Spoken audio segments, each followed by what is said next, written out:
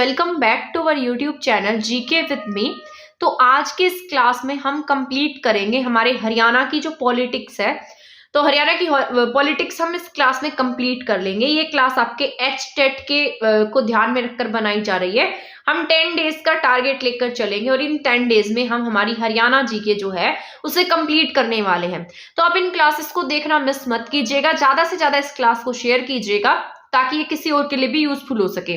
ठीक है ना। तो हरियाणा की पॉलिटिक्स आज की इस क्लास में कंप्लीट हो जाएगी। बहुत ज्यादा पॉलिटिक्स नहीं है, मतलब इसमें हम आपको सिर्फ जैसे सीएम कौन रहा, राज्यपाल कौन रहा और अदर्स, जैसे आप यहाँ पर मैंने लिखे जैसे विधानसभा स्पीकर कौन रहे हैं, कौन सी सीट विधानसभा की बड़ी है, कितने मिनिस्टर हैं, कितनी एससी रिजर्व सीट है, कौन सी एससी रिजर्व सीट हमें याद रखनी है, इसके साथ साथ कितने मिनिस्टर हैं, कौन से मिनिस्टर के पास कौन सा डिपार्टमेंट है, ये सारा हम आज की इस वीडियो में जानेंगे। कब कितनी बार राष्ट्रपति शासन लगा, कब इलेक्शन हुए, पहला जो सीएम था वो कौन था, उसके बाद कौन बना, नॉन इलेक्टेड कौन था, सीट्स का बंटवारा कब हुआ, कब सीट्स बढ़ी, ये सारा हम आज की वीडियो में जानेंगे। और इस वीडियो में मैं आपको बताती हूँ, आपको ये वीडियो देखते देखते याद हो जाएगी राज्यसभा सीट कौन सी है, ठीक है, डिप्टी सीएम कितने हैं, सारा इस वीडियो में आपको देखने को मिलने वाला। बहुत यूजफुल वीडियो है।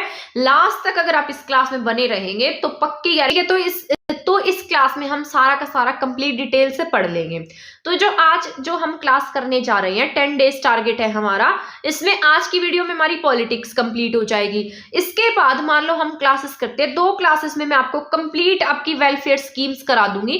वैसे तो कोशिश करूंगी एक क्लास में कंप्लीट हो जाए क्योंकि आपका टाइम कंज्यूम हो जाएगा, बट अगर मान लो और लेंथी क्लास बनती है तो 2 वीडियोज में कंप्लीट हो जाएगी। उसके बाद जैसे हरियाणा की ज्योग्राफी दी गई है उसे पढ़ लेंगे, तो वो भी आपकी 2 डेज में कंप्लीट है। इसके बाद 2 डेज में आपका आर्ट एंड लिटरेचर, एंड इसके बाद 3 या 4 दिन में आपकी हिस्ट्री कंप्लीट हो जाएगी। इसके साथ साथ 11 डेज टारगेट जो हमने लिया था, उस 11 डेज टारगेट में मैंने आपको कंप्लीट हरियाणा की डिस्ट्रिक्ट्स पढ़ा दी है। टोटल 22 डिस्ट्रिक्ट मैंने आपको सारी करा दी है। जिसने वो क्लासेस नहीं देखी है वो देख सकता है, यूजफुल रहेंगी आपके लिए, ठीक है ना। इसके साथ साथ आप ये क्लासेस जरूर देखिएगा, ज्यादा से ज्यादा शेयर कीजिएगा। तो अब ज्यादा टाइम नहीं लेते हैं, आपकी क्लास को स्टार्ट कर देते हैं। मुझे पता है आप ऐसे वेट कर रहे होगे कि क्या पता मैम कब जल्दी से पढ़ाना स्टार्ट कर दे, है ना। तो ये आप ऐसा लगा कर चले, आपका इसमें से जरूर क्वेश्चन बनेगा, अच्छे से पढ़ना इसको।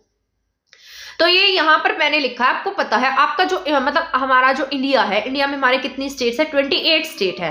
8 स्टेट के साथ साथ हमारे पास में 8 यूनियन टेरिटरी हैं, आपको पता होगा, ठीक है। अब यहाँ पर मैंने लिखा है जैसे आपके 28 स्टेट है। इन 28 स्टेट्स की बात की जाए तो 28 स्टेट में हमारा एरिया वाइज हम कौन से नंबर पर आते हैं, 20वें स्थान पर आते हैं। पहले हम 21वें स्थान पर थे, लेकिन अगर आज की बात की जाए तो आज हम 20th स्थान पर हैं। इससे अगर अब मैंने यहाँ पर लिखा है जैसे आपके 28 स्टेट है, 28 स्टेट्स में से आपकी कुछ ऐसी स्टेट्स है जिनसे आप एरिया में आगे हैं, ठीक है। तो वो 8 स्टेट कौन सी है, जैसे यहाँ पर 3 M लिखे हैं, 1 सिक्किम, 4 और 2 6 और 1 7 हो गया ये, ठीक है। तो यहाँ पर ये आपको याद रखना है, ठीक है। तो यहाँ पर ये वैसे टोटल 7 है क्योंकि इसमें मैंने यूनियन टेरिटरी को ऐड नहीं किया है। मैंने आपको यहाँ पर कहा है कि यहाँ पर हम स्टेट्स की बात कर रहे हैं, तो इन स्टेट की बात करेंगे तो हम यहाँ पर कौन से स्थान पर हैं। अगर स्टेट और यूनियन टेरिटरी को मिला देते हैं तो 21वां स्थान हो जाता है हमारा। अदरवाइज अगर हम ओनली स्टेट्स की बात करते हैं तो हम 20वें स्थान पर है, ठीक है। यहाँ पर ये फॉर्मूला लिखा है, इस फॉर्मूला से आप इसको याद कर सकते हैं। जैसे यहाँ पर आपको 3 M याद रखने हैं, 3 M याद रखेंगे, उसके बाद सिक्किम याद रखेंगे, फिर TN याद रखेंगे और केरल याद रखेंगे, ठीक है। तो यहाँ पर 3 M है, 1 सिक्किम है, फिर TN है और फिर केरल है, ठीक है। ऐसे याद रखना है आपको। सबसे पहले आपको 3 M याद रखने हैं, जो आपके जो 7 सिस्टर्स हैं वो वाले, मेघालय, मणिपुर, मिजोरम, ठीक है, ये 3 M है। इसके बाद सिक्किम है, फिर त्रिपुरा, नागालैंड और केरल, ये हो गए आपके, ये 7 हो गए हैं। 7 आपको यहाँ पर याद रखने हैं। ये ओनली स्टेट की बात हो रही है, इसमें मैंने यूनियन टेरिटरी को ऐड नहीं किया है, ठीक है। तो अगर मान लो मैं यूनियन टेरिटरी को भी ऐड कर देती हूँ तो आपको 1 डिस्ट्रिक्ट और आगे बढ़ जाएगी, ठीक है। तो वैसे आपको ऐसे याद रख लेना। अगर हम ऑल ओवर इंडिया की बात करते हैं, पूरे ऑल ओवर इंडिया में हरियाणा कौन से स्थान पर है, एरिया में 21वें स्थान पर है। अगर हम यूनियन टेरिटरी को नहीं मिलाते हैं तो एक यूनियन टेरिटरी हमारी कम हो जाएगी, तो हम कौन से स्थान पर आ जाएंगे, यहाँ पर 20वें स्थान पर आ जाएंगे। तो यहाँ पर ये कुछ ऐसे, ये इनको याद रख लेना, हम इनसे क्या है आगे हैं। तो उसमें से 3M है, इन 3M से आगे हम मेघालय से आगे हैं, मणिपुर से और मिजोरम से आगे हैं। उसके बाद हम सिक्किम से आगे हैं, उसके बाद हम यहाँ पर त्रिपुरा और नागालैंड, और उसके बाद केरल से आगे हैं। ठीक है, 3M, सिक्किम, तमिलनाडु नहीं, त्रिपुरा, नागालैंड एंड केरल। याद हो गया आपको ये। इसके बाद आपको पता है आपके यहाँ पर हरियाणा में 22 जिले हैं, और इन 22 के 22 जिलों में आपको कौन देखने को मिलेगा, एक डिप्टी कमिश्नर होता है जो क्या करता है, उस जिले का जितना भी एडमिनिस्ट्रेटिव कार्य है, प्रशासनिक कार्य है, वो सब कौन देखता है, वहां का DC देखता है। ठीक है, और ऐसे ही जैसे मान लो अब ये आपके देश की बात कर लेते हैं पहले, तभी आपको विधानसभा, विधानमंडल, ये सारी बातें समझ में आएंगी। अगर हम पहले देश की बात करते हैं तो आपका जो देश है उसमें क्या एक संसद होती है। ठीक है, संसद होती है, तो संसद कैसी होती है, सदन वाली संसद है आपके, क्योंकि उसमें 2 सदन देखने को मिलते हैं, एक लोकसभा होता है और एक आपके राज्यसभा है। इसके साथ साथ अगर बात की जाए संसद का निर्माण किससे मिलकर हुआ है, राष्ट्रपति भी इसी में शामिल होते हैं। तो संसद जो है वो लोकसभा से, राज्यसभा से और प्रेसिडेंट ऑफ इंडिया से मिलकर बनी है। ऐसे आपका जो हरियाणा स्टेट है, हरियाणा भी इसी में कहीं ना कहीं, जैसे आपका इंडिया है, इंडिया में क्या है, एक इंडिया की संसद होगी। इंडिया की संसद के साथ साथ जितनी ये 28 स्टेट है, हर स्टेट में क्या देखने को मिलता है, एक विधान मंडल देखने को मिलता है। ठीक है, तो कहीं कहीं पर ऐसी ऐसी स्टेट है जहां पर दो सदन वाली व्यवस्था है, और बहुत सारी ऐसी स्टेट है जहां पर ओनली आपके एक सदन वाली व्यवस्था है। मोस्ट ऑफ स्टेट में आपको ओनली एक ही सदन वाली व्यवस्था है वो देखने को मिलेगी, यानी कि ओनली वहां पर जो विधानसभा है वही होगी। ठीक है ना, विधान परिषद नहीं होगी। आपके शायद 7 ऐसी स्टेट्स हैं जहां पर आपको विधान परिषद भी देखने को मिलती है। वो ना स्पेशली एक तरीके से संसद से पारित कराकर पास करानी पड़ती है किसी भी स्टेट में जहां पर जनसंख्या ज्यादा हो या जहां पर काम ज्यादा हो। लेकिन हमारे हरियाणा में तो इतनी ज्यादा जनसंख्या नहीं है, और ना ही बहुत ज्यादा आप देख सकते हैं कि इतना ज्यादा वर्कलोड है, तो हमारे यहाँ पर ओनली 1 सदन है। ठीक है, आपको याद रखना है।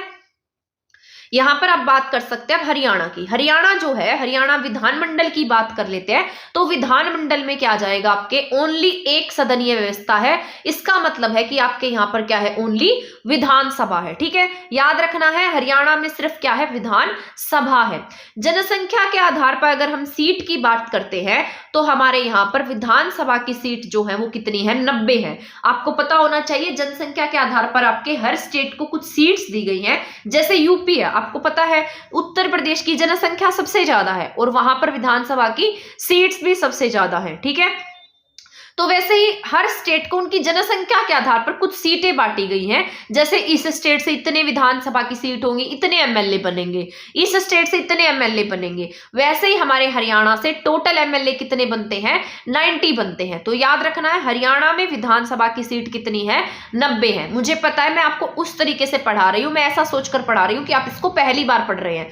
अगर क्योंकि बहुत सारे ऐसे स्टूडेंट होते हैं जिन्हें पॉलिटी के बारे में कुछ नहीं पता होता, जो पहली बार एग्जाम दे रहे होते, तो मैं सभी को ध्यान में रखकर ये क्लास बना रही हूँ। ये मत सोचना कि मैं ज्यादा एक्सप्लेन कर रही हूँ, और ये एक्सप्लेन इसीलिए किया जा रहा है ताकि आपको अच्छे से समझ में आता रहे। मान लो आपकी कोई कंफ्यूजन हो तो वो भी इसमें दूर हो जाए, आपको कोई कंफ्यूजन नहीं रहनी चाहिए। ठीक है ना, तो थोड़ा एडजस्ट करना और अच्छे से पढ़ना। ऐसे में अगर आपको रिपीट करके पढ़ाऊंगी तो आपको वो याद भी होगा, आपको ज्यादा टाइम तक याद रहेगा, अच्छे से समझ में आएगा। ठीक है, तो पहले मैंने आपको बताया है आपके यहाँ पर आप कौन से नंबर पर आते हैं। ऑल ओवर की बात करेंगे तो 21वें स्थान पर आप आते हैं, लेकिन अगर हम एक यूनियन टेरिटरी को हटा देते हैं तो आप 20वें स्थान पर एरिया में। इसके बाद हरियाणा विधानमंडल कैसा है, एक सदनीय व्यवस्था है। जनसंख्या के आधार पर अगर आपके सीटों की बात की जाए तो यहाँ पर टोटल विधानसभा की सीट्स कितनी है, आपके 90 विधानसभा सीट है। ठीक है, लोकसभा की सीट की बात करते हैं तो आपके यहाँ पर लोकसभा की 10 सीटें हैं। राज्यसभा की सीट की बात करते हैं तो यहाँ पर राज्यसभा की 5 सीटें हैं। ठीक है, तो आपको ऐसे याद रखना है, विधानसभा यानी कि आपके हरियाणा की बात हो रही है। ठीक है, तो हरियाणा की बात होगी तो आप विधानसभा में जाएंगे और वहां पर 90 सीट होंगी, आपके एरिया के क्या होंगे, एमएलए होंगे। लोकसभा की बात हो रही है तो अब देश की उसमें जाएंगे, देश की विधान उसमें जाएंगे लोकसभा में, ठीक है।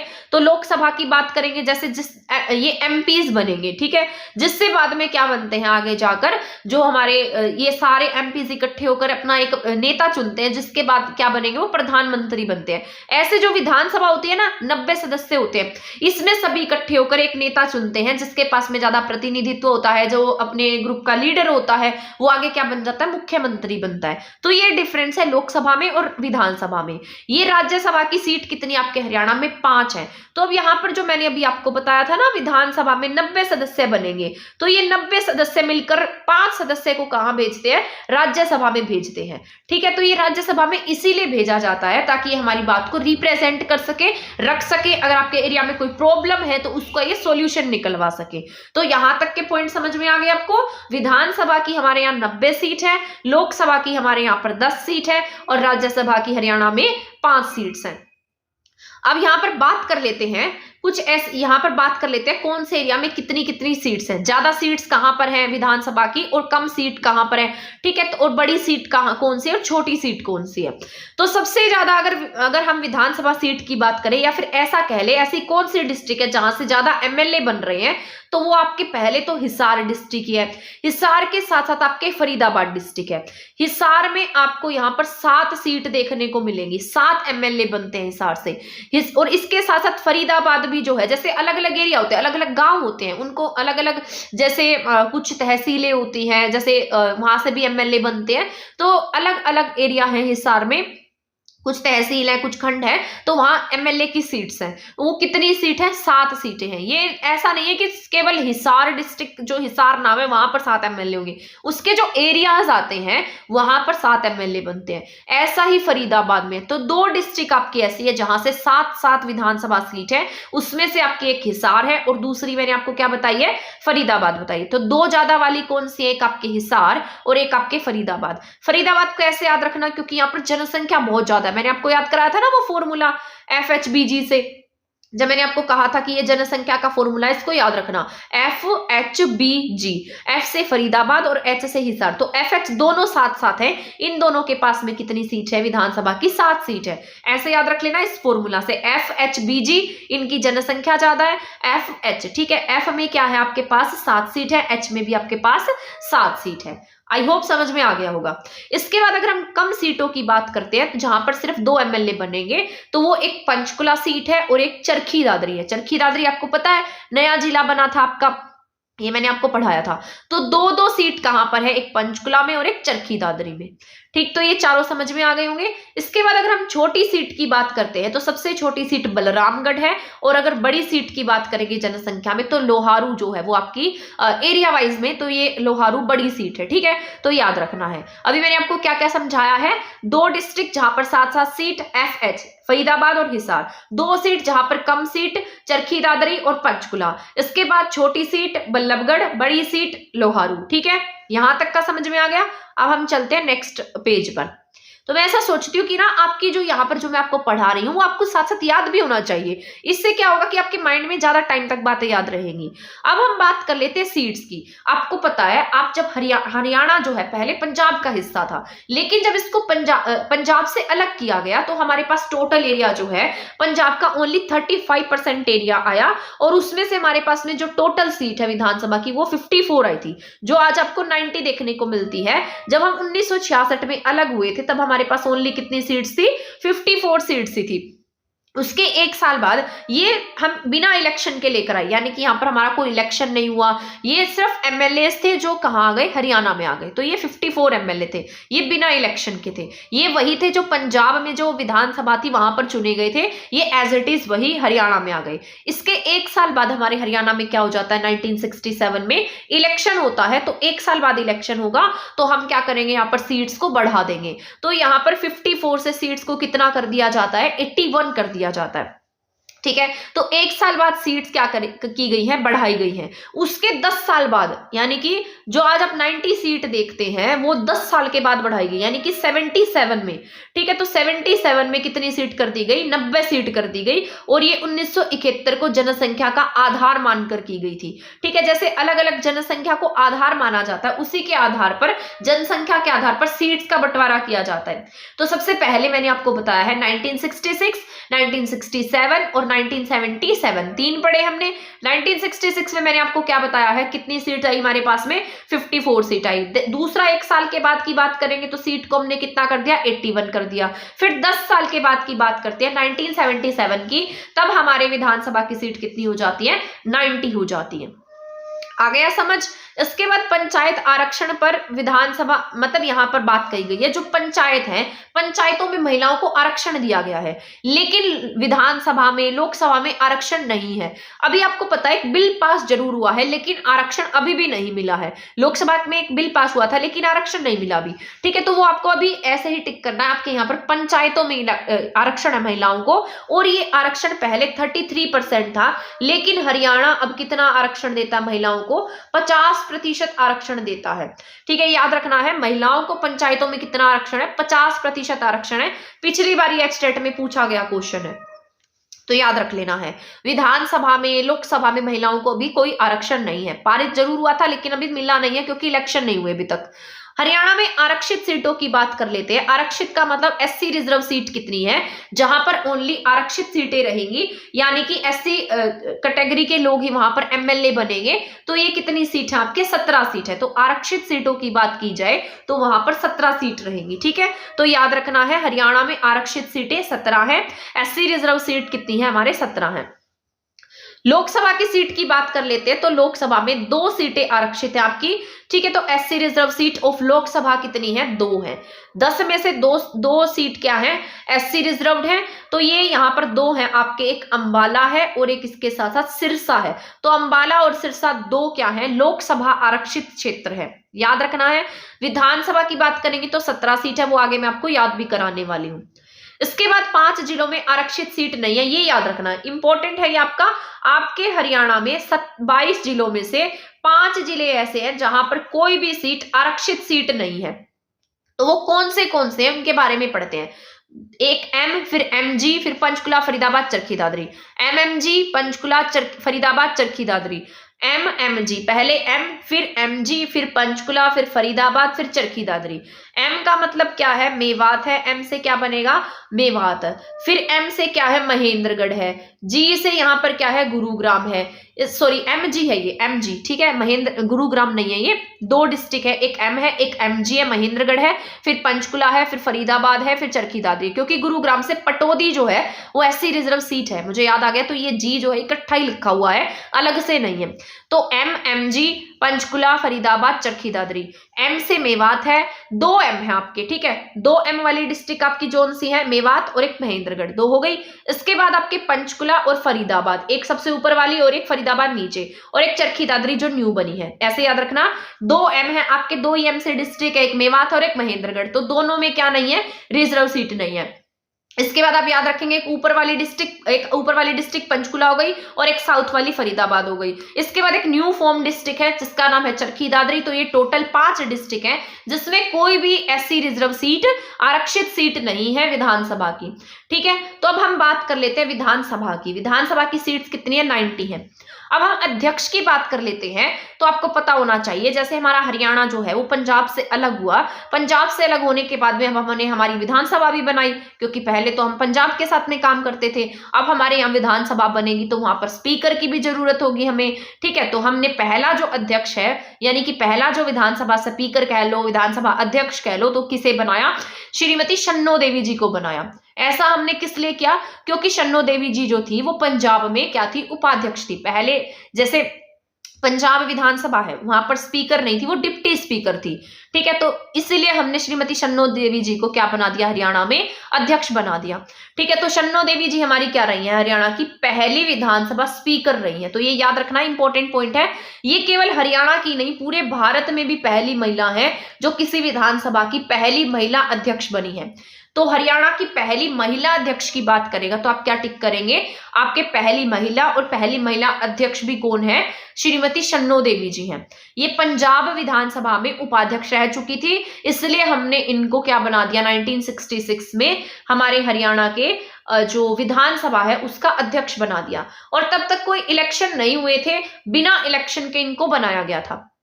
इसके एक साल बाद आपके 1967 में हरियाणा में क्या होते हैं, इलेक्शन होते हैं, नई सरकार का गठन होता है और उसमें विशाल हरियाणा पार्टी का गठन करते हैं। ठीक है, और उनका नाम क्या, राव वीरेंद्र सिंह। ये क्या बनते हैं, ये आपके हरियाणा के पहले पुरुष स्पीकर है। वैसे तो ये सेकंड नंबर के स्पीकर थे क्योंकि पहले कौन बन चुकी हैं, श्रीमती शन्नो देवी जी बन चुकी हैं, लेकिन अगर पुरुष स्पीकर की बात करता है तो ये पुरुष स्पीकर पहले हैं। वैसे सेकंड नंबर के हैं, लेकिन अगर पुरुष स्पीकर की बात करेंगे तो पुरुष स्पीकर कौन से हैं, ये सेकंड नंबर के हैं। तो राव वीरेंद्र सिंह क्या है, पहले पुरुष स्पीकर बने हैं, थोड़े समय के बाद रहे थे, मतलब थोड़े टाइम तक रहे, लेकिन बाद में इन्होंने यहाँ से इस्तीफा दे दिया और इसके बाद ये हरियाणा के दूसरे नंबर के सीएम बन जाएंगे। और ऐसे गैर कांग्रेसी सीएम बनेंगे क्योंकि इन्होंने अपनी पार्टी का गठन किया जिसका नाम था विशाल हरियाणा पार्टी।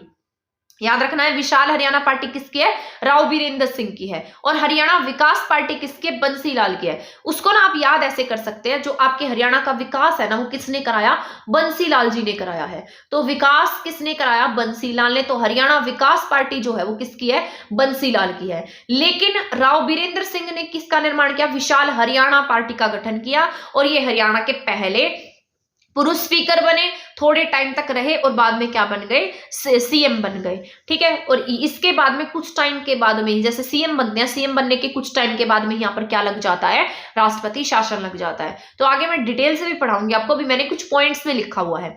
ठीक है, इसके बाद यहाँ पर राज्यपाल जो है वो सारी रिपोर्ट किसको देता है, गृह मंत्री को देता है। उसी राज्य का वो नहीं होता, आपको पता है आपके हरियाणा में जो भी राज्यपाल बनते हैं वो आप देखेंगे ज्यादातर साउथ साइड से आते हैं।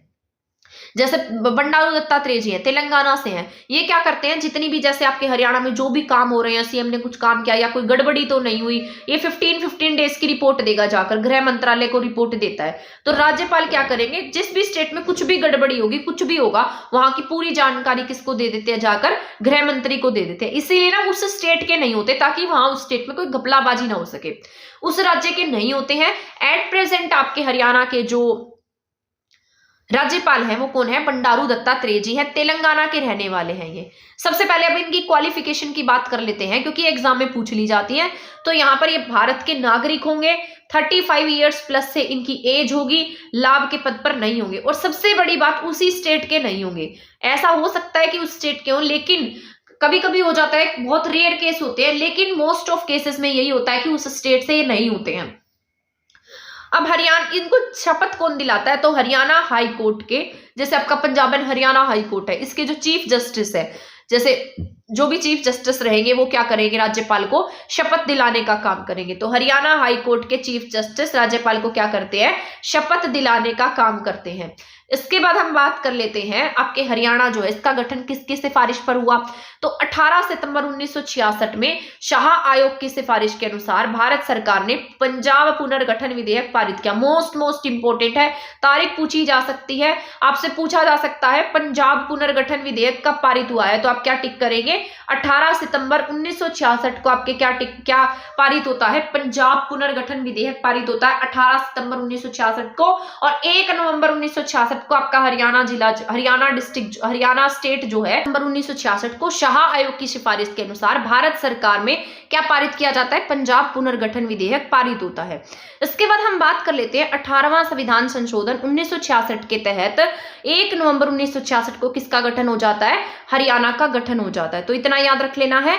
इसके बाद ये कुछ इंपॉर्टेंट फैक्चुअल पॉइंट्स मैंने लिखे हैं, इसके बाद मैंने डिटेल से भी लिखा है जो आपके लिए इंपॉर्टेंट है। फालतू की चीजें पढ़ने की नीड नहीं है क्योंकि एग्जाम टाइम है और इस टाइम पर हमें सिर्फ उतना पढ़ना है जो एग्जाम के पॉइंट ऑफ व्यू से हमारा जरूरी है। तो श्री धर्मवीर क्या बनते हैं, पहले राज्यपाल बनते हैं। तो आपसे पूछा जाए हरियाणा के पहले राज्यपाल कौन थे, तो श्री धर्मवीर जो है वो क्या है, हरियाणा के पहले राज्यपाल है। पंडित भगवत दयाल शर्मा की बात करें तो ये हमारे हरियाणा के पहले सीएम रहे थे। तो श्री धर्मवीर क्या थे, राज्य के पहले राज्यपाल रहे हैं। और पंडित भगवत दयाल शर्मा की बात करेंगे तो हरियाणा के पहले सीएम रहे हैं। हरियाणा भारतीय संघ का कौन सा राज्य बना था, 70वां राज्य बना था। यानी कि आपके हरियाणा में हरियाणा के बनने से पहले आपके 16 राज्य जो थे वो पहले बन चुके थे। उसके बाद जो हरियाणा है वो 70वें नंबर का हमारा राज्य बनता है। हरियाणा में आपको पता होना चाहिए 6 मंडल हैं, 22 जिले हैं, 93 + 2 तहसील और 140 खंड है। तो ये आपको याद रखना है, 93 तहसील। अगर मान लो आपके एग्जाम में नया पैटर्न आता है, 2 ऐड करके आता है, 95 आ जाता है या 94 आता है, तो आपको नए वाला आंकड़ा जो है वो टिक करना है। क्योंकि अभी जो कुछ न्यू तहसील बनी है 1-2, तो उनको भी याद रख लेना, ठीक है ना। क्योंकि न्यू इकोनॉमिक सर्वे के अकॉर्डिंग 95 दे रखा है, लेकिन इसके बाद एक ही तहसील बनी है तो 93। इकोनॉमिक सर्वे के अकॉर्डिंग हमें 2 एक्स्ट्रा याद रखना है। तो 6 मंडल, 22 जिले, 93 + 2 तहसील और यहाँ पर 140 खंड, ये इनमें से पूछा जाता है। कितने मंडल है, 6 मंडल है, जिले 22 है, 93 तहसील है, 140 खंड है, ऐसे याद रख लेना। पहले राज्यपाल कौन थे, श्री धर्मवीर। पहले मुख्यमंत्री हमारे भगवत दयाल शर्मा जी। पहली अध्यक्षा की बात करेंगे तो श्रीमती शन्नो देवी जी। अगर पहले पुरुष अध्यक्ष की बात करते हैं तो राव बीरेंद्र सिंह, ठीक है। इसके बाद हम हरियाणा विधानसभा पर चलते हैं और यहाँ पर हम पढ़ते हैं इसको डिटेल से। आपको पता होना चाहिए हमारे हरियाणा के जो विधान जो व्यवस्थापिका वो कैसी है, एक सदनीय है। अभी मैंने आपको बताया, आपको अब सारी बातें समझ में आती जाएंगी क्योंकि वहां मैंने सारा आपको फुल डिटेल से एक्सप्लेन कर दिया है। हरियाणा विधानसभा में सदस्यों की कुल संख्या पूछेगा तो क्या टिक करेंगे, 90 है। अभी बताया था हरियाणा विधानसभा की टोटल सदस्यों की संख्या कितनी है, 90 है। अगर हरियाणा विधानसभा की आयु की बात की जाए तो आपके यहाँ पर टोटल आयु कितनी है, 25 साल है। 25 साल क्या यहाँ की मिनिमम एज है। अगर आप विधानसभा का सदस्य बनना चाहते हैं तो आपकी आयु जो है वो 25 साल होनी चाहिए या 25 साल से ज्यादा आयु होनी चाहिए। अगर आप 25 साल से एक भी कम है तब भी आप उसके लिए नामांकन नहीं भर पाएंगे। कार्यकाल जो है आपका, इनका कार्यकाल जो है विधानसभा के मेंबर का जो कार्यकाल है वो कितना होता है, 5 साल होता है। राज्यपाल जो है वो समय से पहले भी विधानसभा को क्या कर सकता है, भंग कर सकता है। और इसके लिए अगर मुख्यमंत्री सिफारिश करेंगे, मान लो सीएम चाहते हैं कि आपके स्टेट में जल्दी इलेक्शन हो जाए, तो वो क्या कहेंगे, राज्यपाल के पास जाएंगे, राज्यपाल को कहेंगे, राज्यपाल इस विधानसभा को भंग कर देंगे और कुछ समय के बाद में आपके हरियाणा में इलेक्शन हो जाएंगे। तो ऐसा प्रोसेस होता है। राज्यपाल क्या कर सकते हैं, विधानसभा को समय से पहले भी भंग कर सकते हैं। विधानसभा के सदस्यों का निर्वाचन जो है वो कैसे होता है, वयस्क मताधिकार से होता है। आपको पता है, आप वोट डालने जाते हैं, इलेक्शन में पार्टिसिपेट करते हैं और जिसकी भी आयु 18 साल से ज्यादा है वो क्या कर सकता है, वोट दे सकता है। तो आप वोट देकर विधानसभा के सदस्यों का निर्वाचन करते हैं। तो वयस्क मताधिकार के द्वारा आपके विधानसभा के सदस्यों का क्या होता है, निर्वाचन होता है। हरियाणा में एससी रिजर्व सीट की बात की जाएगी तो 17 सीट क्या है आपके, एससी रिजर्व सीट है। अब विधानसभा स्पीकर की बात कर लेते हैं जो आपके इंपॉर्टेंट है और जो एग्जाम में पूछे जाने के चांसेस भी ज्यादा है। अभी मैंने कुछ जो इंपॉर्टेंट थे उनको एक्सप्लेन किया है एंड देन आगे भी हम पढ़ने वाले हैं जो जरूरी है।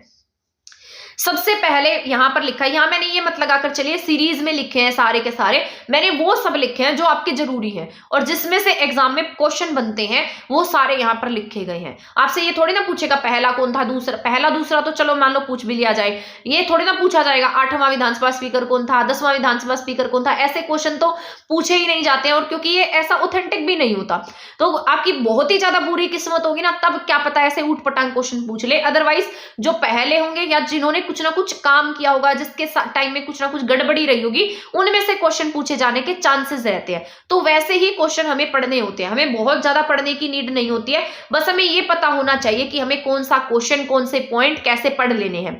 तो अगर हम विधानसभा स्पीकर की बात करते हैं तो पहली स्पीकर की मैं आपको बता देती हूं। अभी मैंने आपको कहा था आपके हरियाणा विधानसभा का जब गठन होता है तब आपके हरियाणा में पहली विधानसभा स्पीकर जो है वो कौन बनती है, श्रीमती शन्नो देवी जी बनती हैं। तो श्रीमती शन्नो देवी जो है वो देश की पहली विधानसभा स्पीकर रही थी और देश की, और इसके साथ साथ हरियाणा की तो थी, तो हरियाणा की पहली विधानसभा स्पीकर की बात करेंगे तो श्रीमती शन्नो देवी जी रही। 1966 से 67 के बीच में रही थी, 2 से 3 मंथ के बीच का इनका टाइम था। इसके साथ साथ पंजाब विधानसभा में किसके रूप में काम कर चुकी थी, उपाध्यक्ष के रूप में काम कर चुकी थी। देश की और राज्य की पहली विधानसभा स्पीकर रह चुकी हैं। तो पहला पॉइंट, श्रीमती छन्नो देवी जी क्या रही हैं, हरियाणा विधानसभा की पहली स्पीकर रही हैं, आपको याद रखना है। इसके बाद हम नेक्स्ट पॉइंट पर चलते हैं, राव वीरेंद्र सिंह। राव वीरेंद्र सिंह जो है ये क्या रह चुके हैं, आपके हरियाणा के सीएम भी रह चुके हैं और इन्होंने विशाल हरियाणा पार्टी का गठन किया। विकास किसने किया है, बंसीलाल ने किया है, और विशाल पार्टी का गठन किसने किया, राव वीरेंद्र सिंह ने किया है। ये पहले मेल स्पीकर भी है, मतलब छन्नो देवी जी के बाद बनते हैं तो पहले क्या है, फर्स्ट मेल स्पीकर भी रहे हैं। अब यहां से कुछ समय के लिए रहेंगे और इसके बाद में क्या करेंगे, यहां से इस्तीफा दे देंगे। इस्तीफा देने के बाद इलेक्शन में पार्टिसिपेट करेंगे और वहां से क्या बन जाएंगे, हरियाणा के मुख्यमंत्री बन जाएंगे। तो दूसरे नंबर के ही मुख्यमंत्री बनेंगे, दूसरे नंबर के ही क्या है, यहां पर ये विधानसभा स्पीकर है। लेकिन अगर हम पुरुष स्पीकर की बात करेंगे तो पहले पुरुष स्पीकर है।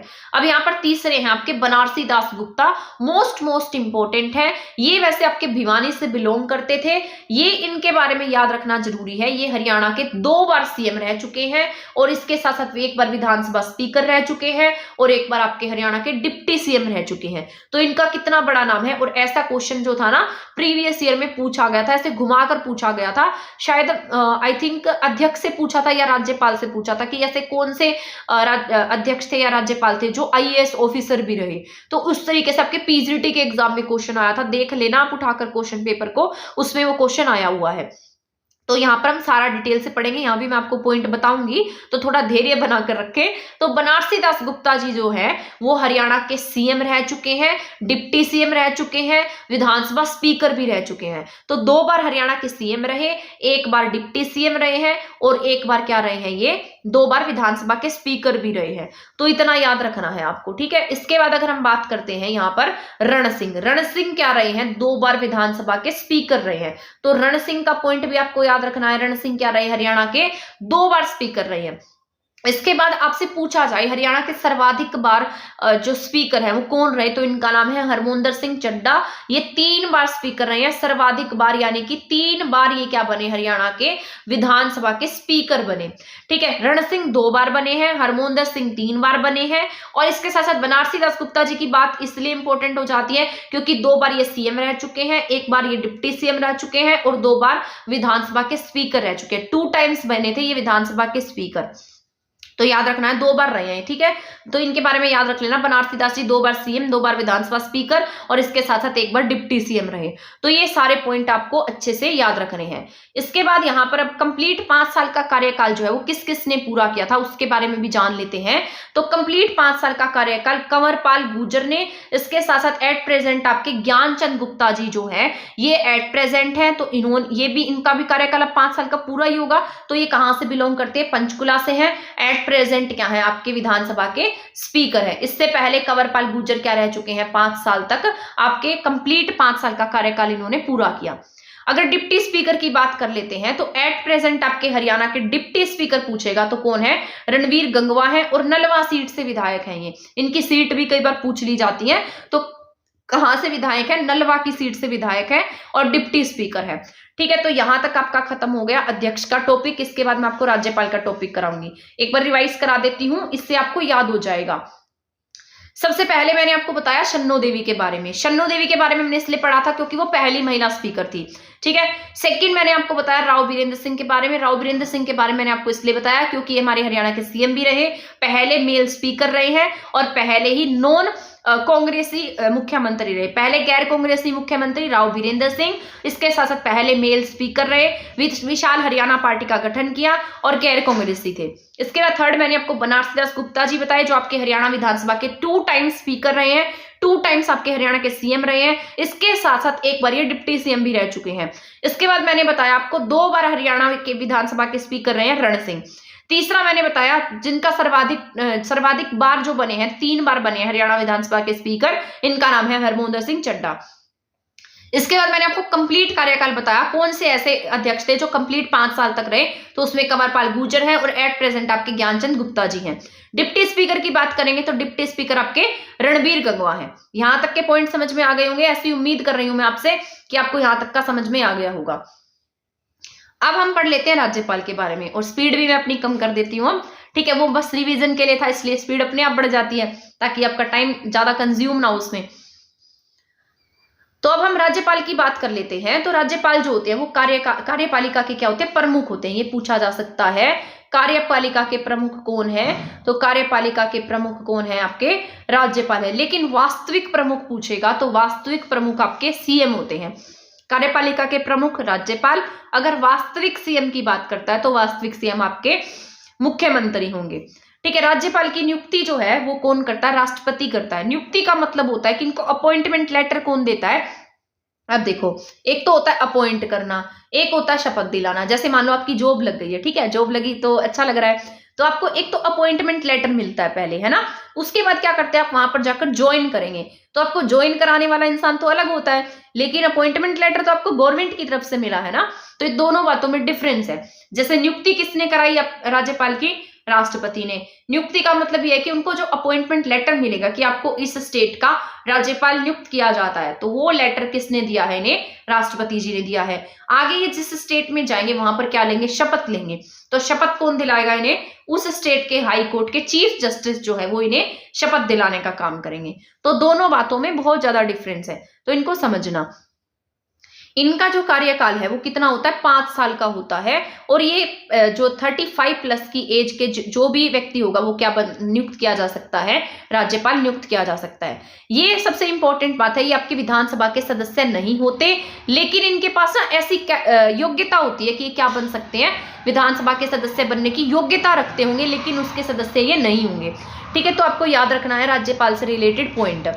इसके बाद अगर हम चलते हैं, राज्यपाल से रिलेटेड कुछ पॉइंट्स पढ़ लेते हैं। जैसे पहले राज्यपाल कौन थे, सेकंड कौन थे, कार्यकाल के दौरान किसकी डेथ हो गई, आईएएस कौन थे, चीफ जस्टिस कौन रहे। तो ये सारे इंपॉर्टेंट पॉइंट बताने वाले हूँ।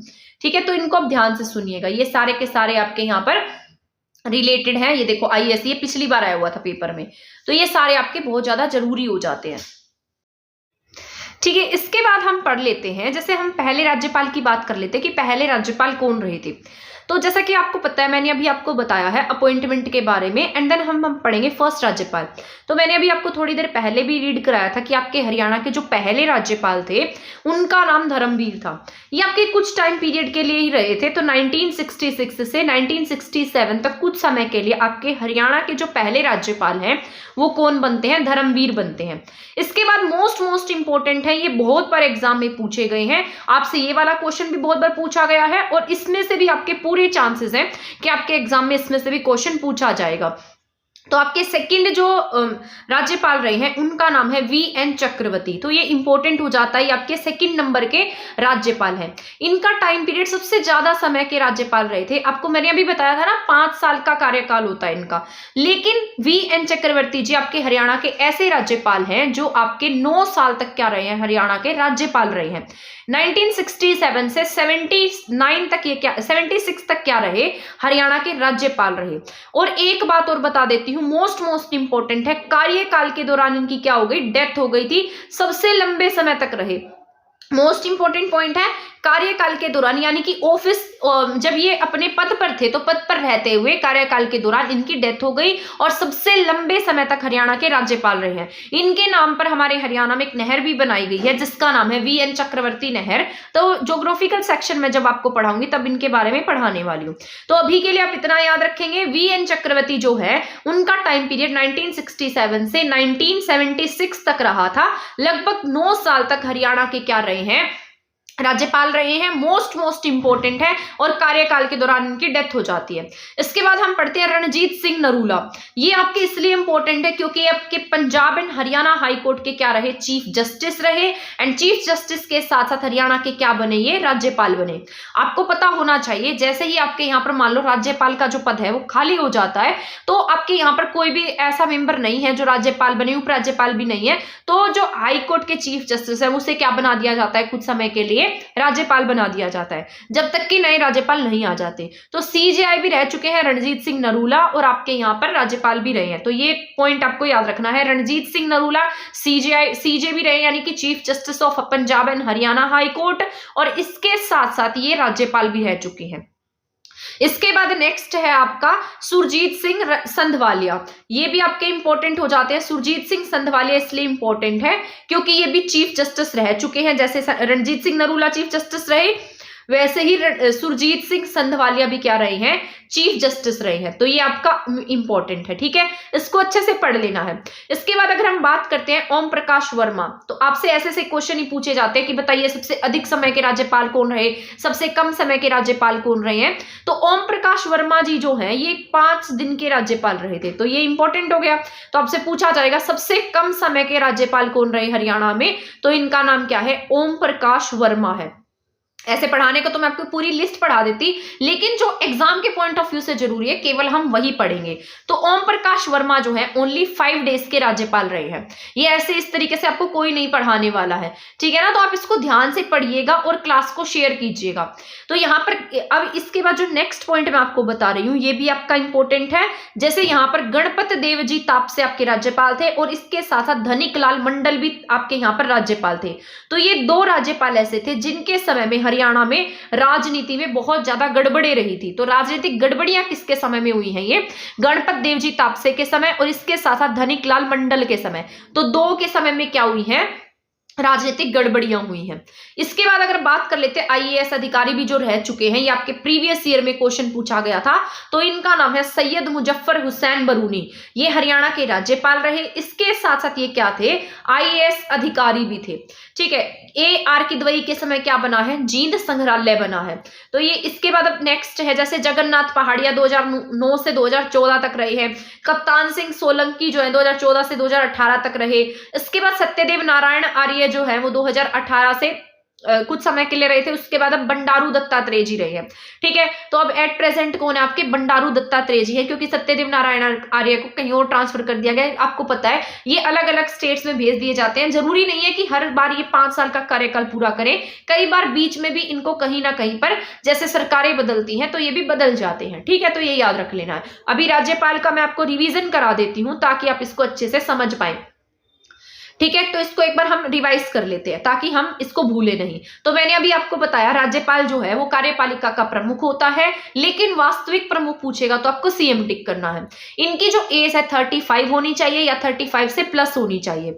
इसके साथ साथ ये आपके जो है सबसे मेन बात, ये विधानसभा के सदस्य बनने की योग्यता रखते हो लेकिन वहां के सदस्य ना हो। फर्स्ट राज्यपाल की बात कर लेते हैं तो धर्मवीर जो है वो फर्स्ट राज्यपाल थे। सेकंड की बात करते हैं VN चक्रवर्ती, आपके मोस्ट इंपॉर्टेंट है क्योंकि हरियाणा में पहली बार ऐसे कोई राज्यपाल रहे हैं जो 5 साल से ज्यादा साल तक रहे, 9 साल तक हरियाणा के राज्यपाल रहे। इसके साथ साथ कार्यकाल के दौरान इनकी क्या हो गई, डेथ हो गई, ठीक है। थर्ड मैंने आपको बताया रणजीत सिंह नरूला, सीरीज में नहीं लिखे हैं, बस इंपॉर्टेंट बता रही हूँ। रणजीत सिंह नरूला जो है वो आपके चीफ जस्टिस भी थे, इसके साथ साथ राज्यपाल रहे। इसके बाद संधवालिया बताया था मैंने आपको, सुरजीत सिंह संधवालिया। तो सुरजीत सिंह संधवालिया जो है चीफ जस्टिस भी रहे हैं और इसके साथ साथ राज्यपाल भी है। ओम प्रकाश वर्मा की बात कर लेते हैं तो 5 दिन के राज्यपाल कौन रहे हैं, ओम प्रकाश वर्मा जो है वो आपके 5 डेज के राज्यपाल रहे। गणपत देव जी तापसे और इसके साथ साथ धनिक लाल मंडल, ये क्या रहे, इनके समय में राजनीतिक गड़बड़ियां रही हैं, ठीक है। आईएएस कौन रहे हैं, सैयद मुजफ्फर हुसैन बरूनी जो है वो आईएएस अधिकारी रह चुके हैं, इसके साथ साथ हरियाणा के राज्यपाल रहे। इसके बाद नेक्स्ट पॉइंट मैंने आपको बताया जगन्नाथ पहाड़िया, कप्तान सिंह सोलंकी, सत्यदेव नारायण आर्य और एट प्रेजेंट आपके हरियाणा के राज्यपाल कौन है, बंडारू दत्तात्रेय हैं। ये हैदराबाद तेलंगाना से बिलोंग करते हैं, तो आपको ये पॉइंट याद रखना है, ठीक है। यहां तक का समझ में आ गया आपको। अब हम पढ़ लेते हैं मुख्यमंत्री के बारे में, ये आपका मोस्ट इंपॉर्टेंट है। वैसे तो आपके राज्यपाल जो मैंने आपको बताए, अभी मैंने आपको अध्यक्ष बताए हैं, सारे के सारे इंपॉर्टेंट है। जितने पॉइंट मैं आपको बताती जाऊंगी सारे ही इंपॉर्टेंट है, इक्वली इंपॉर्टेंस रखते हैं, तो ध्यान से सुनते जाइएगा, आपके लिए यूजफुल है, ठीक है। तो 1 आवर से अबव क्लास भी हो जाएगी तो भी आपकी पॉलिटी जो है वो एक ही क्लास में पूरी होने वाली है। आपका इसमें कितना सारा टाइम बच जाएगा। अब यही क्लासेस में मान लो 4-5 क्लासेस में कराती तो आपका भी लॉस था, आप डेली वेट करते। अब आपको एक ही क्लास में सारा सिलेबस मिल गया है तो आपके लिए यूजफुल है। अब हम बात कर लेते हैं मुख्यमंत्री की। मुख्यमंत्री जो है, अभी मैंने आपको कहा ना कार्यपालिका का जो प्रमुख है वो कौन होता है, राज्यपाल होता है। लेकिन अगर आपसे पूछा जाए वास्तविक कार्यपालिका का प्रमुख कौन है, तो वास्तविक जहां भी लग जाएगा, क्योंकि रियल में जो काम है वो कौन कर रहा है, आपके CM कर रहे हैं। आपके जो राज्यपाल हैं वो सिर्फ सीएम के कहने पर काम करते हैं, उनकी नहीं चलती है, चलती किसकी है, मुख्यमंत्री की चलती है। लेकिन बस एक तरीके से फॉर्मेलिटीज कह लो, फॉर्मेलिटीज करने के लिए कौन है, राज्यपाल है। बस जैसा सीएम कहेंगे वैसे उन्हें काम करना होता है, और ये आपके संविधान में लिखा गया है कि उन्हें मंत्रिमंडल की सिफारिश पर काम करना पड़ता है। नियुक्ति कौन करता है, मुख्यमंत्री की नियुक्ति जो है वो कौन करेगा, राज्यपाल करता है। इसके बाद हम पढ़ लेते हैं पहले सीएम के बारे में, हरियाणा के पहले मुख्यमंत्री के बारे में। तो भगवत दयाल शर्मा जी जो हैं वो हरियाणा के पहले चीफ मिनिस्टर रहे हैं। ये आपके हरियाणा के पहले नॉन इलेक्टेड सीएम है, यानी कि बिना इलेक्शन के सीएम बने थे ये जब हरियाणा पंजाब से अलग हुआ। ये मैंने अभी आपको बताया भी था। बेरी झज्जर के रहने वाले हैं। जब आपका हरियाणा पंजाब से अलग हुआ तो यहाँ पर टोटल 54 सीट्स आई थी, उन सीट्स में से ही ये क्या बना दिए गए, सीएम बना दिए गए। Non elected CM of Haryana रह चुके हैं। नाम क्या है इनका, भगवत दयाल शर्मा, बेरी झज्जर से बिलोंग करते थे। ठीक है, बस इतना याद रख लेना इनके बारे में कि कहां से बिलोंग करते थे, सीएम कौन से नंबर के रहे, और नॉन इलेक्टेड थे या इलेक्टेड थे। तो कांग्रेस पार्टी से थे, इलेक्टेड थे, 54 एमएलए में से एक थे, बेरी झज्जर से बिलोंग करते थे। तो हरियाणा के पहले सीएम पूछेगा तो आप क्या टिक करेंगे, भगवत दयाल शर्मा टिक करेंगे। इसके बाद नेक्स्ट पॉइंट है राव बीरेंद्र सिंह। ये मैंने आपको भी बताया भी था, राव बीरेंद्र सिंह जो है ये पहले गैर कांग्रेसी सीएम है। मैंने आपको कहा था इन्होंने कौन सी पार्टी का गठन किया, विशाल हरियाणा पार्टी का। हरियाणा विशाल पार्टी इनकी पार्टी थी, वीएचपी है ये, विशाल हरियाणा पार्टी इनकी है। और विकास किसने किया, बंसीलाल जी ने। तो विकास किसमें जाएगा, बंसीलाल जी वाली में, और इनकी पार्टी का नाम है विशाल हरियाणा पार्टी।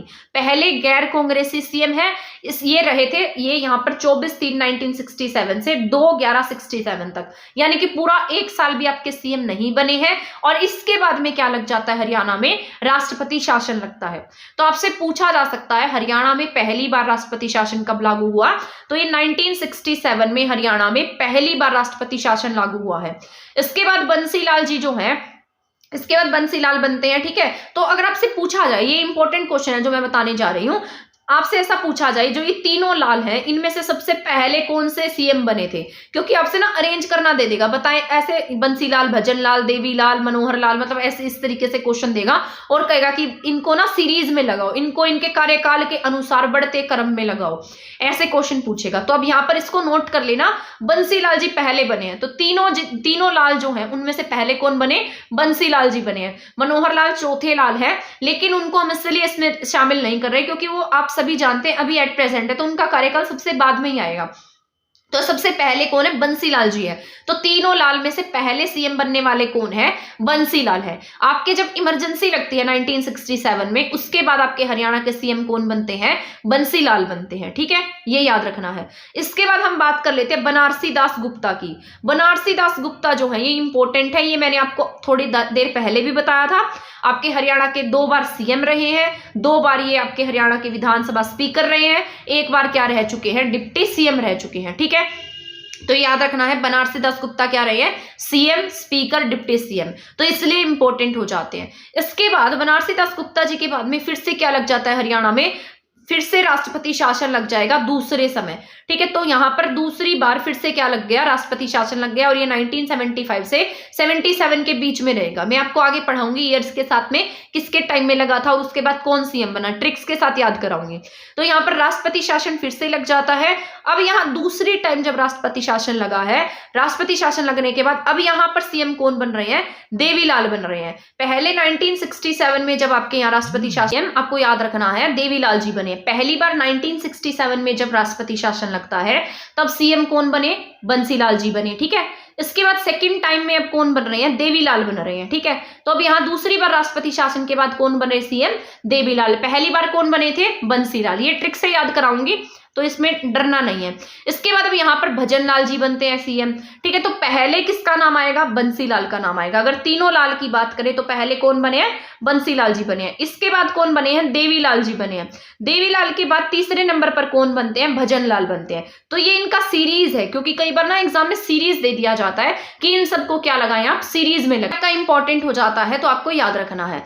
इसके बाद यहाँ पर आप देख सकते हैं बंसीलाल जी दूसरी बार सीएम बनते हैं, फिर देवीलाल जी सीएम बनते हैं। बनते हैं, फिर आपके ओम प्रकाश चौटाला, फिर बनारसी दास गुप्ता सेकेंड टाइम। इसको आपको याद नहीं करना, मैं आपको बस इसका तरीका बताऊंगी कि आपको ये क्वेश्चन कैसे पूछेगा और आपको कैसे याद रखना है। बस एक बार आप इससे थ्रू आउट हो जाइए, ताकि आप इसको एक बार मतलब हमने देख भी लिया होता ना तो भी हम इसको रिकॉल कर पाते हैं।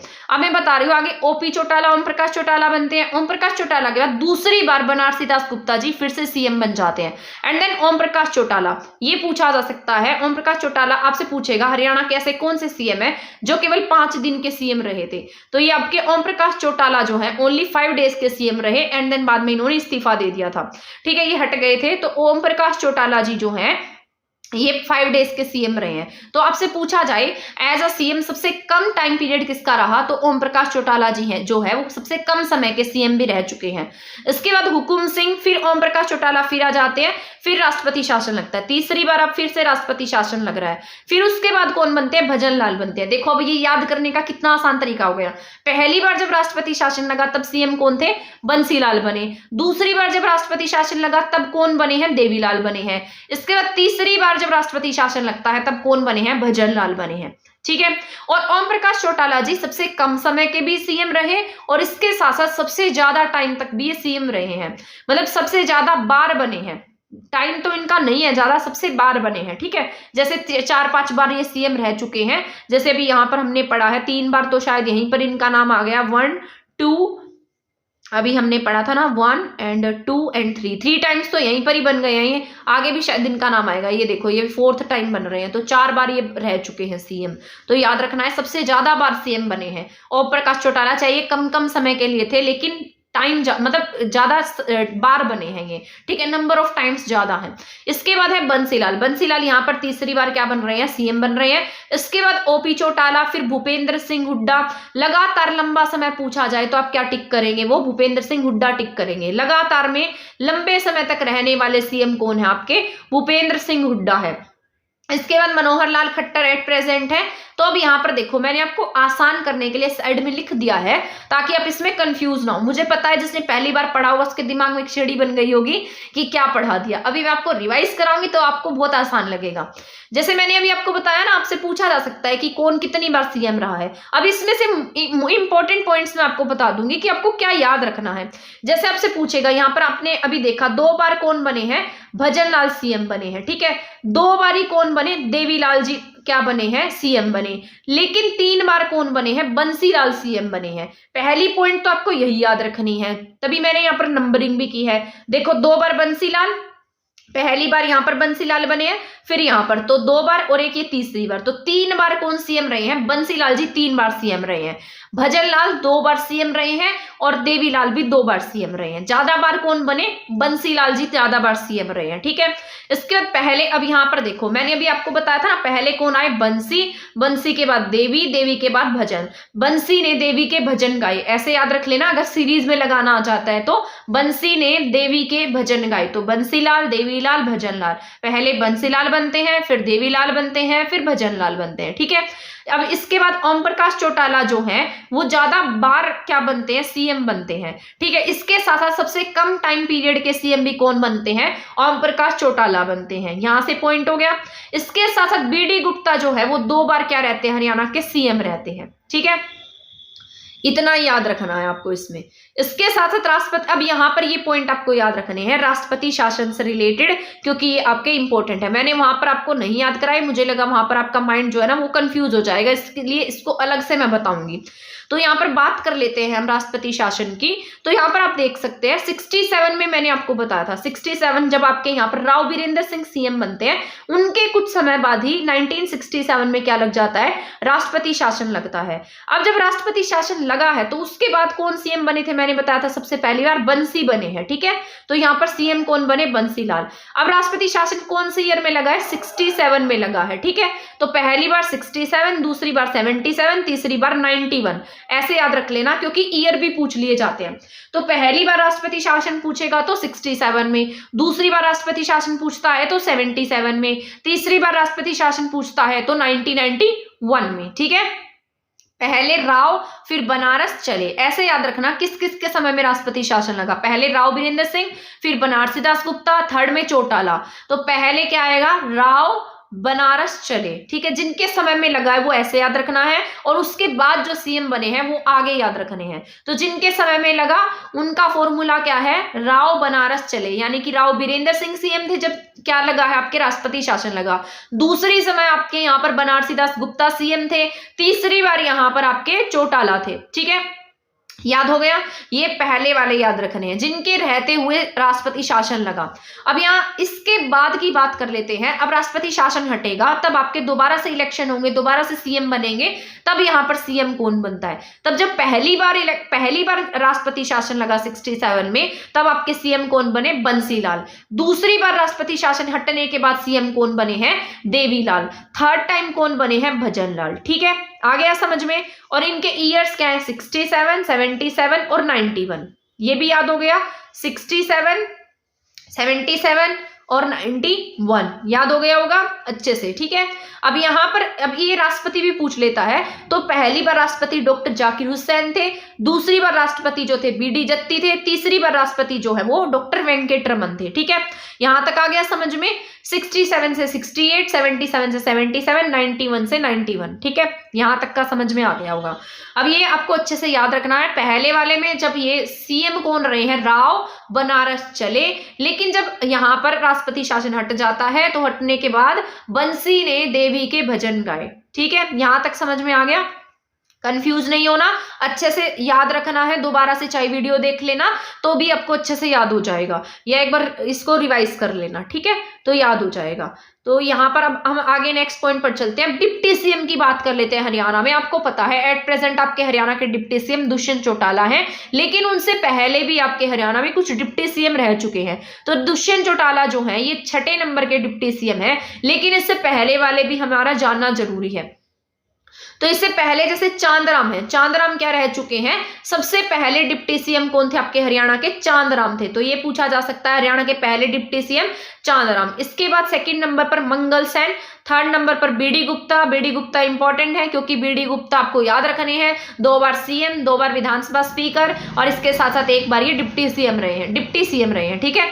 इसके बाद हुकुमचंद रह चुके हैं, चंद्रमोहन रह चुके हैं, चंद्रमोहन भजनलाल के बेटे हैं, ठीक है, तो ये भी क्या रह चुके, डिप्टी सीएम रह चुके। इसके बाद दुष्यंत चौटाला एट प्रेजेंट आपके डिप्टी सीएम है।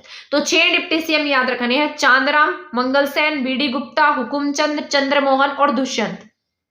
याद हो गया होगा आपको, ठीक है, तो ये याद रख लेना। इसके बाद नेक्स्ट हम चलते हैं लोकसभा सीट्स की बात कर लेते हैं। अभी तक तो हम विधानसभा के बारे में, मुख्यमंत्री के बारे में, इन सब के बारे में पढ़ रहे थे, लेकिन लोकसभा सीट भी मैं आपको याद करा देती हूँ। बस एक फॉर्मूला है वो याद रखना है, एंड देन आपको सारी सीट्स याद हो जाएंगी।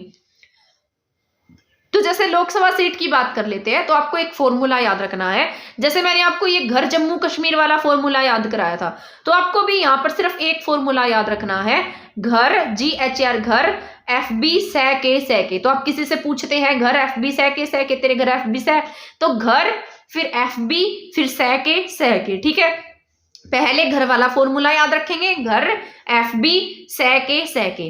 अब G से आप अंदाजा लगा लीजिए, G से क्या होगा, गुरुग्राम होगा, H से क्या होगा, हिसार होगा, A से अंबाला होगा, R से रोहतक होगा, ठीक है। तो 4 डिस्ट्रिक्ट हो गई आपकी। अब FB की बात कर लेते हैं, तो फतेहाबाद नहीं है यहाँ पर, F से कौन है, फरीदाबाद है, B से आपका भिवानी है।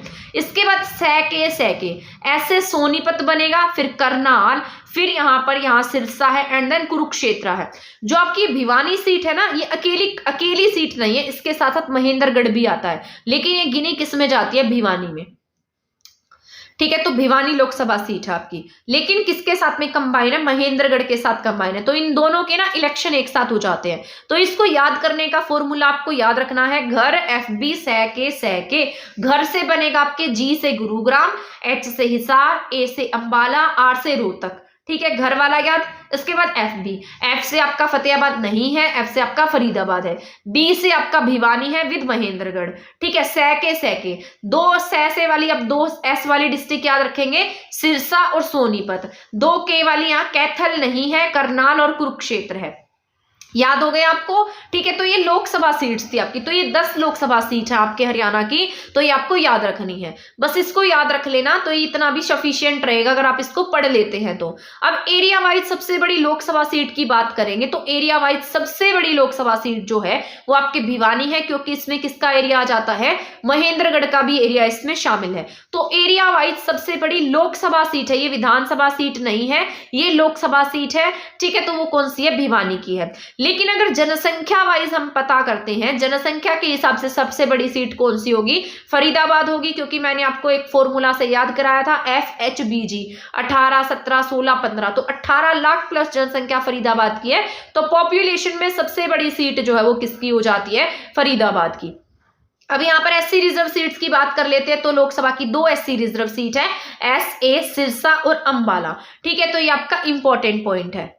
इसके बाद अगर हम चौधरी देवीलाल की बात कर लेते हैं, तो ये क्या रहे हैं, स्वतंत्रता सेनानी रहे, तो ये ओल्डेस्ट सीएम थे। इन कुछ अब यहाँ पर ना मैंने कुछ इंपॉर्टेंट पॉइंट लिखे हैं सीएम के बारे में जो आपका जानना जरूरी है, तो ये ना आपको कहीं पर भी नहीं मिलेंगे, इतने इंपॉर्टेंट है, आपको सारे अच्छे से याद रखने हैं।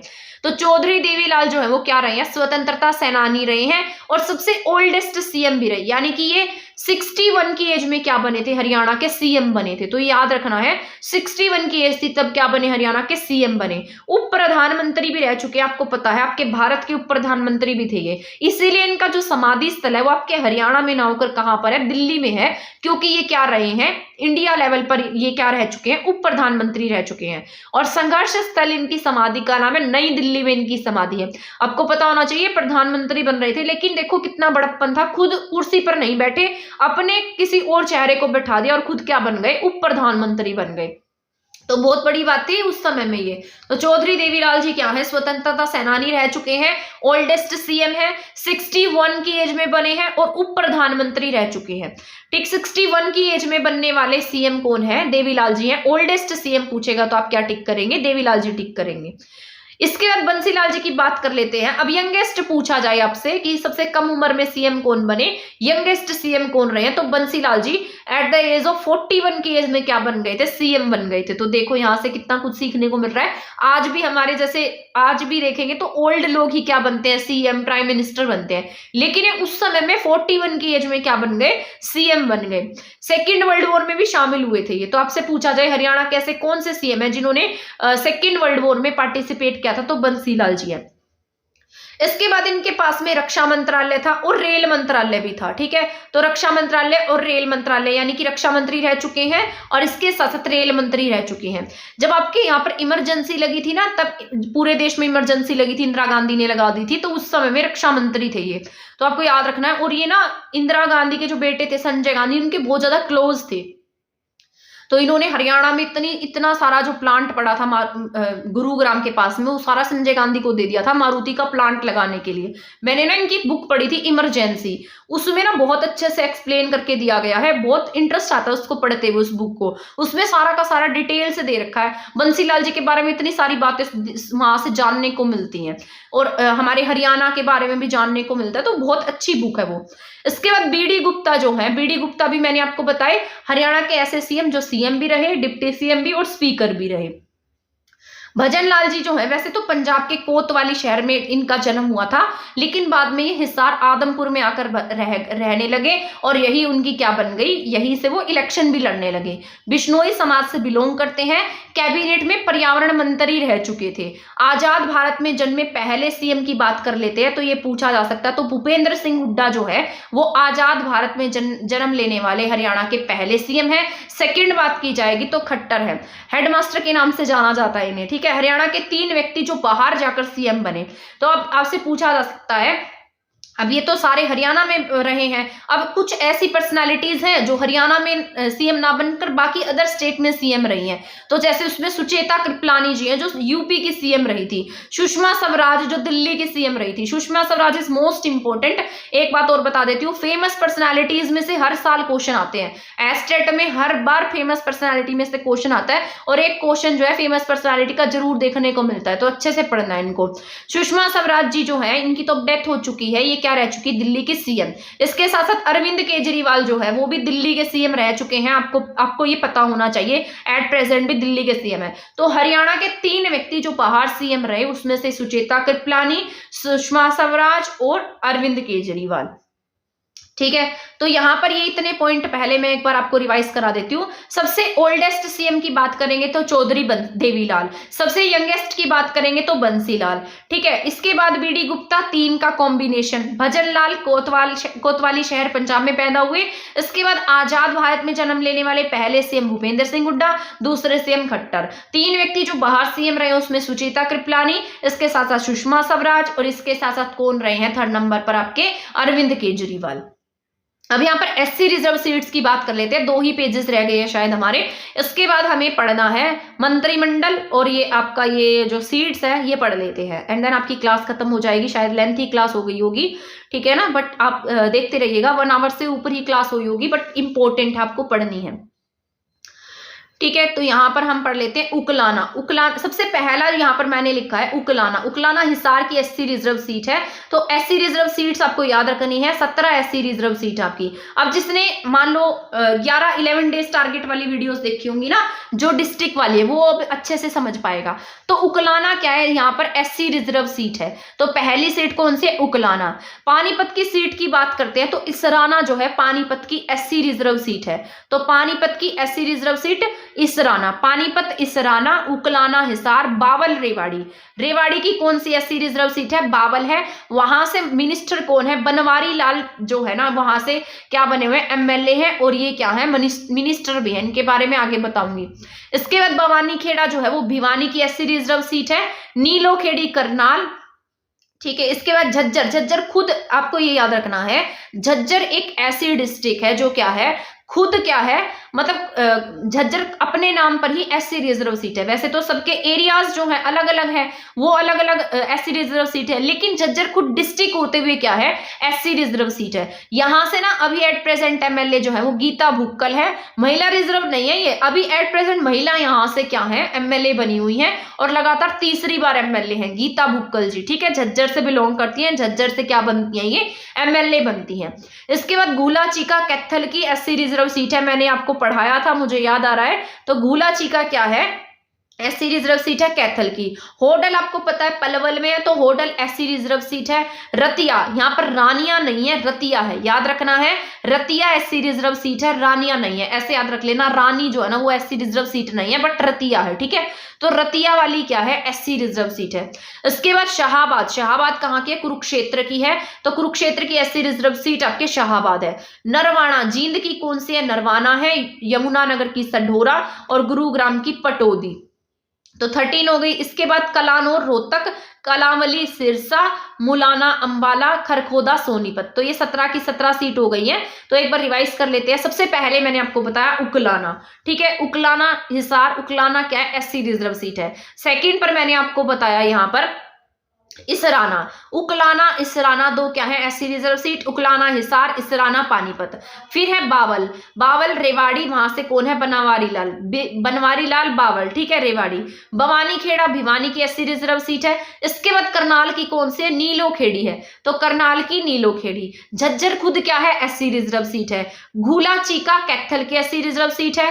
होडल पलवल, सेम साउंड है, Hodal Palwal SC reserve seat है। फतेहाबाद में रतिया एससी रिजर्व सीट है, रानिया नहीं है, रानिया सिरसा में है, ठीक है, पर एससी रिजर्व नहीं है। रतिया क्या है, एससी रिजर्व सीट फतेहाबाद की है। शाहाबाद कुरुक्षेत्र में है, एससी रिजर्व सीट है। नरवाना जींद में एससी रिजर्व सीट है। सढौरा की बात कर लेते हैं, यमुनानगर में है सढौरा, और ये एससी रिजर्व सीट है। पटौदी जो है ये आपके 9वें नवाब के द्वारा बसाई गई थी, जो सैफ अली खान के पिताजी वो यहीं से बिलोंग करते थे। तो पटौदी जो है वो गुरुग्राम की एससी रिजर्व सीट है। इसके बाद बात कर लेते हैं कलानौर। कलानौर क्या है, कलानौर एससी रिजर्व सीट है, कहां से है, रोहतक की है। कलावली की बात कर लेते हैं तो कलावली जो है वो सिरसा की है। मुलाना, अंबाला, खरखोदा, सोनीपत, यहां तक के पॉइंट याद हो गए। 17 ऐसी रिजर्व सीट मैंने आपको बताई है। अब ये पॉइंट आपको याद रखना, पिछली बार ना ये एग्जाम में पूछा गया था। आपके यहाँ पर अधिकतम मंत्री जो है ना वो 14 हो सकते हैं 2023 में। सीएम के अलावा आपके 9 अन्य मिनिस्टर हैं और इसके साथ साथ 4 राज्य मंत्री हैं। तो टोटल कितने हो गए? 14 हो गए हैं। तो ज्यादा से ज्यादा अधिकतम से अधिकतम कितने हो सकते हैं? 14 हो सकते हैं और 15% से ज्यादा नहीं होंगे, ठीक है। तो 15 मंत्री हो सकते हैं। इसके बाद हम मंत्रिमंडल की बात कर लेते हैं। तो मंत्रिमंडल में किसके पास कौन सी मिनिस्ट्री है उनके बारे में भी बस एक बार जान लेते हैं, ओवरव्यू सा ले लेते हैं, ताकि हमें एग्जाम में इसको अगर आ जाए तो टिक कर पाए। जैसे यहाँ पर लिखा है मनोहर लाल खट्टर करनाल से बिलोंग करते हैं। ये वित्त मंत्री, सिंचाई विभाग है इनके पास, स्पोर्ट्स मिनिस्ट्री है, सोशल जस्टिस है और अर्बन स्टेट है। तो आपको मोस्ट इंपोर्टेंट जो याद रखना है, एक तो स्पोर्ट्स वाला याद रख लेना और एक वित्त मंत्री याद रख लेना। तो हरियाणा के ऐसे सीएम, हरियाणा के सीएम जो है उनके पास क्या है? वित्त मंत्रालय है, इसके साथ साथ स्पोर्ट्स मिनिस्ट्री भी है, ठीक है। सिंचाई विभाग भी है इनके पास में। सोशल जस्टिस, अर्बन स्टेट, ये सब किसके पास है? हरियाणा के सीएम के पास है। दुष्यंत चौटाला की बात कर लेते हैं। उचाना से क्या है? एमएलए है। इनके पास सारा पैसे वाला डिपार्टमेंट देख लो, सारा पैसे वाला डिपार्टमेंट ले रखा है, ठीक है। तो ये फायदा होता है गठबंधन का। तो यहाँ पर देखो रिवेन्यू एंड डिजास्टर किसके पास है? दुष्यंत चौटाला के पास है। Excise and taxation Dushyant Chautala के पास है। सिविल एविएशन दुष्यंत चौटाला के पास। और पुनर्वास जो है इस पर भी, इसमें बहुत ज्यादा रिवेन्यू आता है। तो रिहेबिलिटेशन भी किसके पास है? दुष्यंत चौटाला के पास है। तो उचाना से क्या है? ये एमएलए हैं और साथ साथ आपके हरियाणा के डिप्टी सीएम भी हैं। तो सारा पैसे का डिपार्टमेंट यहीं चला गया है, देख सकते हो आप, ठीक है। और यहाँ पर इसके बाद यहाँ वित्त मंत्री तो है ही, लेकिन बस इनको तो बजट बना बनाया मिलना और बस इन्हें तो बोलना ही है। इसके बाद यहाँ पर अनिल विज की बात कर लेते हैं। अनिल विज आपको पता है होम मिनिस्टर है हरियाणा के, इसके साथ साथ हेल्थ मिनिस्टर है, आयुष मंत्रालय इनके अंडर आता है। और अंबाला कैंट से क्या है? ये अंबाला कैंट से एमएलए बने हुए हैं। अगर हम आगे बात कर लेते हैं कंवरपाल गुर्जर की, तो कंवरपाल गुर्जर क्या है? जगाधरी से बिलोंग करते हैं, ठीक है। जगाधरी से एमएलए हैं। एजुकेशन मिनिस्टर हैं, स्कूल एजुकेशन इनके पास में है। एनवायरमेंट, वाइल्ड लाइफ, फॉरेस्ट, जितना भी डिपार्टमेंट है इनके पास है। हेरिटेज और टूरिज्म भी इन्हीं के पास में है। इसके बाद अगर हम बात करते हैं मूलचंद शर्मा की, तो बल्लभगढ़ से क्या है? ये एमएलए हैं। इनके ये ट्रांसपोर्ट मिनिस्टर है, मोस्ट इंपोर्टेंट, और खनन मिनिस्टर, ये दो याद रख लेना। मूलचंद शर्मा का ट्रांसपोर्ट मिनिस्टर और खनन मिनिस्टर। रणजीत सिंह चौटाला जो है ये जेल मिनिस्टर है और साथ साथ जो एनर्जी डिपार्टमेंट होता है वो रणजीत सिंह चौटाला के पास है। जेपी दलाल के कृषि मंत्री हैं, लोहारू सीट से क्या है? विधायक है। एनिमल हस्बेंड्री, फिशरी, ये सब किसके अंडर आता है? जेपी दलाल के अंडर आता है। बनवारी लाल बावल रेवाड़ी से विधायक है, अभी मैंने बताया था बावल कैसी सीट है? एससी रिजर्व सीट है। इनके पास पब्लिक हेल्थ का डिपार्टमेंट है। अब डॉक्टर कमल गुप्ता देख लेते हैं। Urban local bodies, Hisar, housing for all, ये सारा डिपार्टमेंट इनके पास है, ज्यादा इंपॉर्टेंट नहीं है ये। देवेंद्र बबली पंचायत मिनिस्टर है, ये इंपॉर्टेंट हो जाता है तो इनको पढ़ लेना। अब राज्य मंत्री की हम बात कर लेते हैं। तो राज्य मंत्री में ओम प्रकाश यादव, कमलेश ठांडा, अनूप धानक। वैसे पहले संदीप सिंह भी राज्य मंत्री थे, लेकिन अब उनके पास में ये पद नहीं है, तो अब ये पद किसके पास चला गया है? स्वयं इंडिपेंडेंट पद हो गया स्पोर्ट्स का। किसके पास है? ये हरियाणा के सीएम के पास है स्पोर्ट्स का पद, ठीक है। तो ओम प्रकाश यादव क्या? सोशल जस्टिस है। अब यहाँ पर ये जो है ना, ये इनके अंडर में काम करेंगे, ठीक है। तो वो कैबिनेट रैंक के थे और ये क्या है? राज्य मंत्री हैं। Kamlesh Dhanda independent, department of women and child development. Anoop Dhanak ministry of state and labour and employment, ठीक है। तो आज की जो ये क्लास थी ना वो आपकी यहाँ पर खत्म हो जाती है। मैं ऐसी उम्मीद कर रही हूँ कि आपको ये क्लास अच्छे से समझ में आ गई होगी, ठीक है। अगर आपको ये क्लास अच्छे से समझ में आ गई है तो एक बार इसको रिवाइज कर लेना, ठीक है। और वीडियो को शेयर कर देना, ज्यादा से ज्यादा शेयर करना, आपके लिए यूजफुल रहेगी वीडियो। और इसको अच्छे से देख लेना, इसमें से जरूर क्वेश्चन आएंगे। अगर पॉलिटिक्स में से क्वेश्चन आता है तो आपको इस वीडियो में से 99.999% आपको क्वेश्चन देखने को जरूर मिलेगा। अगर पॉलिटी में से क्वेश्चन आता है तो जरूर इस वीडियो में से क्वेश्चन आएगा।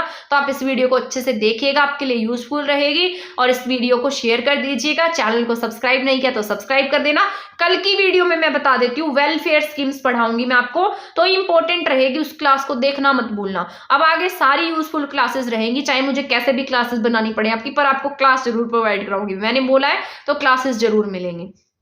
अगर आपको नोट्स चाहिए हमारे सीडीपी के, इसके साथ साथ सीडीपी के साथ साथ अगर आपको हमारे Hindi and English pedagogy and EVS के नोट्स चाहिए तो आप ऊपर दिए गए नंबर पर मुझे कांटेक्ट कर सकते हैं। तो मिलेंगे नेक्स्ट वीडियो में नेक्स्ट टॉपिक के साथ, तब तक आप हमारे चैनल के साथ बने रह सकते हैं। अगर आपने हमारा चैनल सब्सक्राइब नहीं किया तो सब्सक्राइब कर दीजिए, वीडियो को शेयर नहीं किया तो आप इसे शेयर भी कर सकते हैं। थैंक यू, धन्यवाद।